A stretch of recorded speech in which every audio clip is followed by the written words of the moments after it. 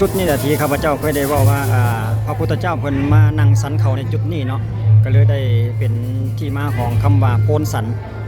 เอ่อแขวงบุรีคำไซเมืองทาพระบาทบ้านพระบาทโพนสันพี่น้องคุ้มทาโพนสันมีป้ายบอกคลิปวิดีโอนี้ข้าพเจ้าจะนำพาไปเบิ่งโพนสันนี่เป็นขึ้นเท่าใดประวัติความเป็นมาเป็นขึ้นเท่าใดเนาะเดี๋ยวเราจะพาทุกท่านติดตามรับชมโอ้คือว่าทางเทไปตรงเรียบร้อยได้จุดที่เราสิย่างไปส้มนี่เนาะเพิ่นมีเดินจอดรถให้พี่น้อง 2-3 จุดเป็นภาคส่วนของทางการจัดตั้งบ้านเพิ่นเนาะเป็นผู้ควบคุมดูแลสถานที่จอดรถภายในบ้านโพนสันเดี๋ยวเราจะขึ้นเที่ยวชมโพนสันพี่น้องเดี๋ยวจุดนี้เป็นจุดขายดอกไม้จุดที่เป็นจุดที่ว่าเพิ่นขายดอกไม้ได้แล้วว่าเท่าไรล่ะดอกไม้ฮะ10,000แล้วจุดนั้นกำลังมาตามหลังฮะ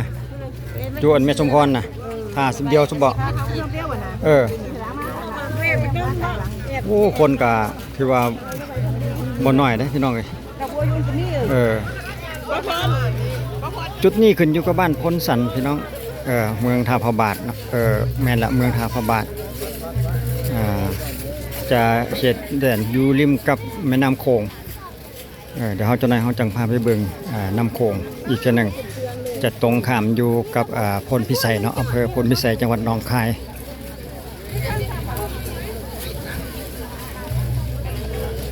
โอ้เพิ่นจะมีจุดที่ว่าเป็นขั้นไดย่างขึ้นไปชมวิวอยู่เทิงโพนสันแล้วเนาะเดี๋ยวเขาจะพาไปเบิ่งสังเกตเบิ่งคนพี่น้องยาวเหยียดเลยทางด้านหน้าพูนก็เป็นสถานที่ขึ้นชื่อรือซาคือกันเกี่ยวกับสถานที่ศักดิ์สิทธิ์หรือว่าสักการะบูชาเนาะสำหรับโพนสัน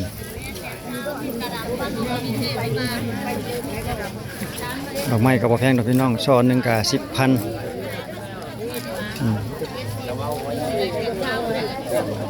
ไปขึ้นวะพร้อมเดียว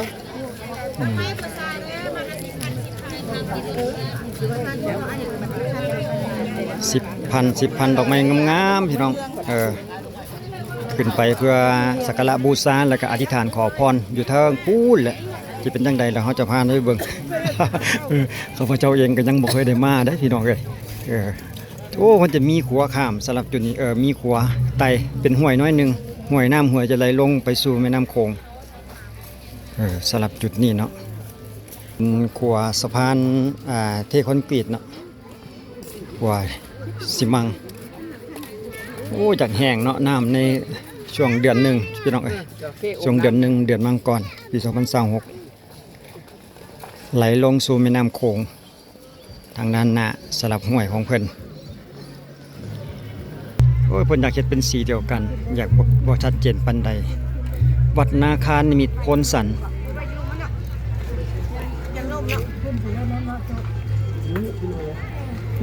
คน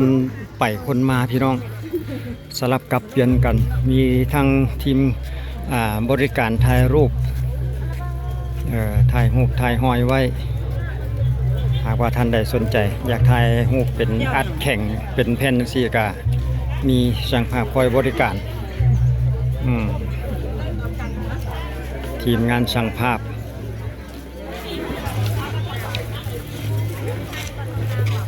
ก็หลายคนมากับบ่พลาดคือกันต้องได้ถ่ายต้องได้ไล่ไป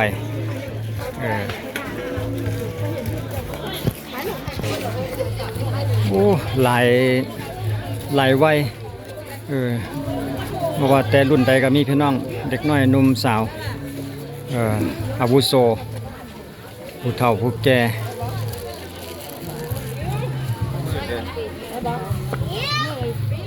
ต้องได้คอยเบียดกันขึ้น ต้องได้ต่อแถวกันอยู่ทางด้านบนพี่น้องตรงนี้ยังขึ้นขั้นใดไปอีก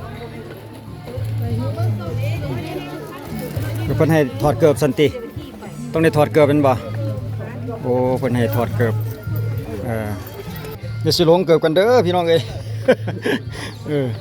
ลงมาซอกเกิดบ่เห็นพอแห้งเด้เอาตาม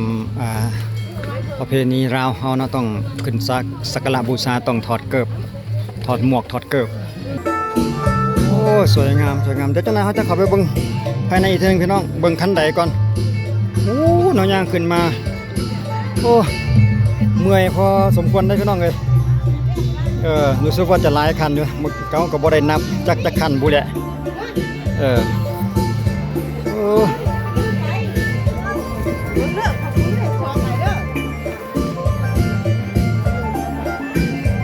หนุ่มสาวก็มีทุกรุ่นทุกวัยขึ้นมาฮอดแล้วก็เวียนเลยได้พี่น้องเวียนเทียนไปพร้อมเพิ่นเลยเนาะเอาทางด้านบนก็มีการผูกคอต่อแขนคือกันโอ้เป็นรูปพญานาคองค์สีทองบ่แน่ใจว่าจะมีจักองค์หลายองค์อยู่ได้นี่สวยงามเลยหงเฮืองเหลืองเหลี่ยมพี่น้องเอ้ยทางด้านในพี่น้องเอาเดี๋ยวเฮาย่างกับเพิ่นจักหอบนึงก่อนจังขึ้นไปเบิ่งภายในทางด้านบนอีกเทื่อนึง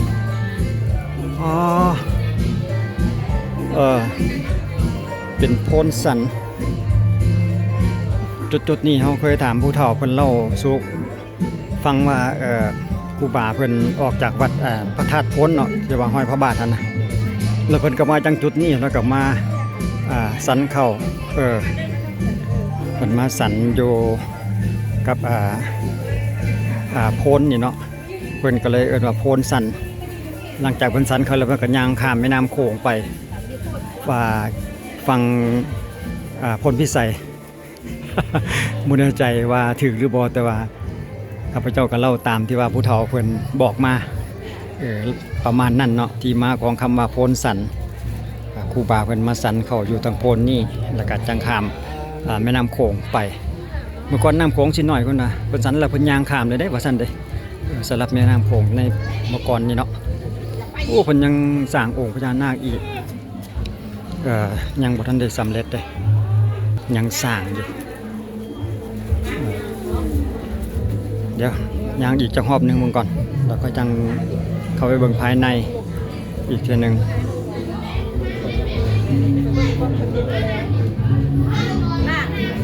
สวยงามจับได้สัมพันธ์ได้พี่น้องสำหรับองค์พญานาคที่ว่าอยู่ใน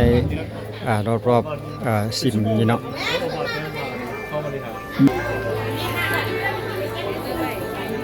เป็นสถานที่ศักดิ์สิทธิ์พี่น้องหลายคนก็มาสักการะบูชาแล้วก็อธิษฐานขอพรเดี๋ยวเราจะเข้าไปเบิ่งเยี่ยมภายในจุดนี้เพิ่นก็มีผูกคอต่อแขนสำหรับท่านใดที่มีจุดประสงค์ให้ลูกให้หลานเนาะเพิ่นกับบริการผูกแขน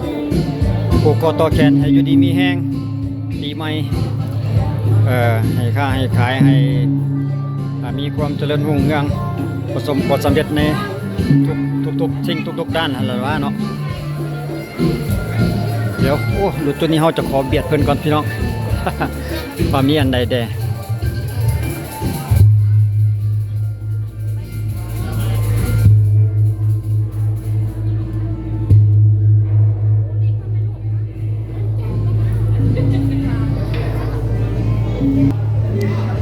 สรุปแล้วเป็นพระพุทธรูปองค์ใหญ่เนาะอยู่ในบ่แน่ใจว่าเพิ่นจะเอิ้นซิมบ่โอ้ทางฝาผนังเพิ่นก็มีศิลปะที่ปราณีตได้การเฮ็ดลายของเพิ่นนี่ถือว่าสวยสดงดงามมีความละเอียดละออเต็มไปในรอบๆบริเวณของภายในเลยได้พี่น้องก็จะแกะสลักเป็นลงเป็นสีทองเหลืองอร่ามเลยเนาะดีแล้วลูก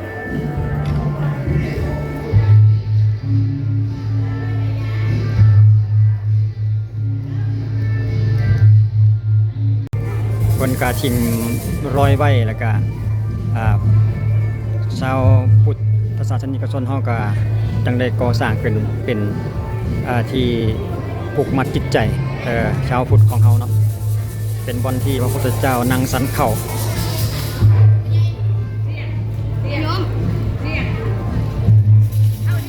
อยู่ไกลเกินอาจจะบ่ชัดเจนปานใดการแต่ละคนมาก็จะบ่พลาดจุดนี้เนาะมาสักการะบูชาและก็อธิษฐานขอพรดังจุดนี้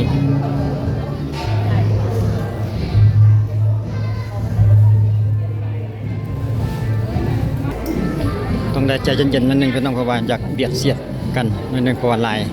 ลายผู้หลายคนมาอาจจะมีทั้งแบบเซียมซีก็มีนะพี่น้องเสียงเบิ่งดวงสตาร์ของแต่ละคนเนาะมีเซียมซี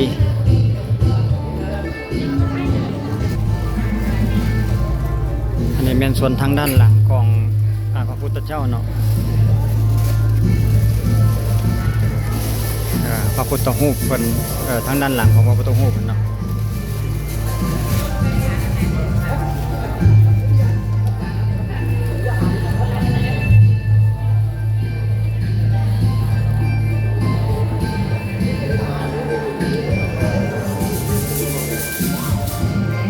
เดี๋ยวเขาจะขออนุญาตย่างผ่านทางด้านหลังก่อนแป๊บหนึ่งจะได้มาชมความงามของการเก็บลายงานศิลปะที่เพิ่นติดไว้น้ำฝาผนังทางด้านหลัง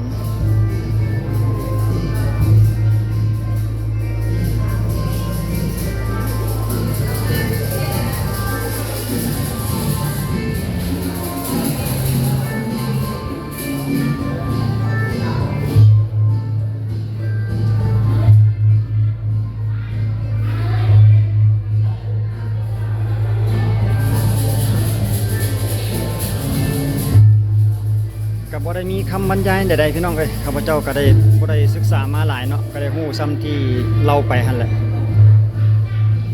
ก็มีแต่ส่วนหลายหลักๆก็พาเอาบรรยากาศถ่ายชมไปว่าเพิ่นมีอันใดๆเนาะในระหว่างด้านหน้าด้านหลังและอยู่ในจุดที่ว่าเพิ่น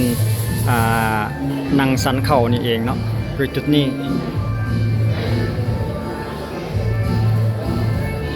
เอาย่างรอบทางด้านหลังแล้วก็จะย่างกลับคืนทางเก่าทางด้านหน้า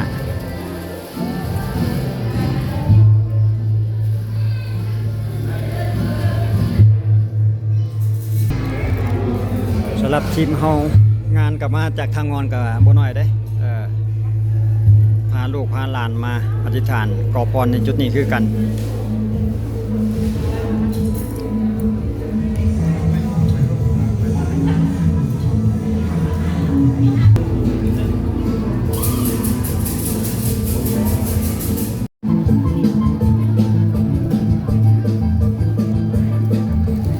หลังจากนั้นเขาจะย่างลงไปเบิ่งอยู่แคมป์ของอีกเช่นหนึ่งก่อนโอ้ยมาเดี๋ยวทางงอนนี่กับบ่ธรรมดาได้นะเปลี่ยนสุดอีกอยู่ใส่ละทีมงานนะ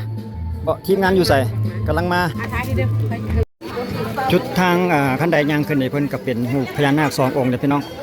องค์สีเขียวงามเลยแต่ว่าองค์หนึ่งก็7 หัวได้พระธาตุ7 หัวองค์สีเขียว2 ฝาข้างสวยงามเลยองค์พญานาคสลักจุดที่ว่าขึ้นไปหาบอนโพนสันเนาะบอนที่ว่าพระพุทธเจ้าเพิ่นนั่งสันเข่าอยู่ทางด้านบน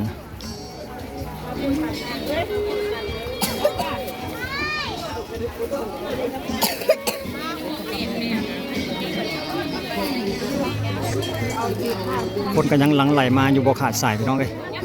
หลายแหงลักษณะก็เป็นคล้ายๆโพนพี่น้องเอ้ยคล้ายๆก็สมกับที่เพิ่นเอิ่นว่าโพนสันนั่นเองเนาะเป็นโพนที่ว่าเพิ่นมานั่งสันเข่าเป็นแบบเป็นลักษณะเป็นรูปโพนขนาดใหญ่จุดนี้ก็เป็นอีกจุดหนึ่งคือกันได้นี่เดี๋ยวข้าพเจ้าจะพาไปเบิ่งแต่อยู่เป็นจุดที่ว่าชมวิวบ่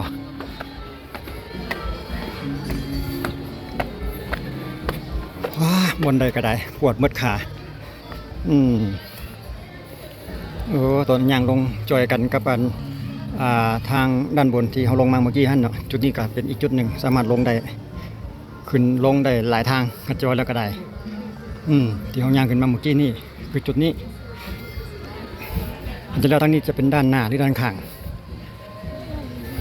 เดี๋ยวเขาจะลงสู่ไปริมโขงไกลๆอีกทีหนึ่งก่อนจะเบิ่งวิวจะเห็นวิวงามๆอีกทีหนึ่งบ่อยู่ในช่วงระหว่างการสร้างองค์พญานาคอีกคือกันเด้เดี๋ยวเราจะไปเบิ่งใกล้ๆอีกทีหนึ่งตรงข้ามไปก็เป็นอำเภอพลพิสัยพี่น้องจังหวัดหนองคายสำหรับ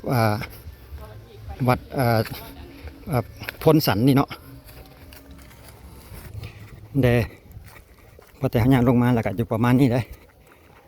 เป็นอยู่ในระหว่างการบูรณะซ่อมแปลงเพิ่มเติมองค์พญานาคลงสู่แม่น้ำโขงกว้างกว้างพอสมควรอยู่ได้เนี่ยเขตนี่เนาะน้ำของดีจุดที่ว่าเขาขึ้นไปเมื่อกี้ฮั่นเนาะพ้นที่ว่าเพิ่นนั่งสันเข่าฮั่นนะที่เขาขึ้นไปลงมาเมื่อกี้ฮั่นเพิ่นกำลังเตรียมเฮ็ดคันใดย่างลงสู่สายน้ำโขงเพื่อชมวิวบรรยากาศสายน้ำโขงอีกทีหนึ่งสำหรับจุดนี้หลังจากเพิ่นเฮ็ดสำเร็จแล้วเขาก็สามารถลงมาเพื่อสัมผัสกับน้ำโขงได้สำหรับจุดนี้เนาะเดี๋ยวเขาจะติดตามอีกในตอนหน้าภายในเดือนใดปีใดที่ว่าเพิ่นจะสร้างสำเร็จ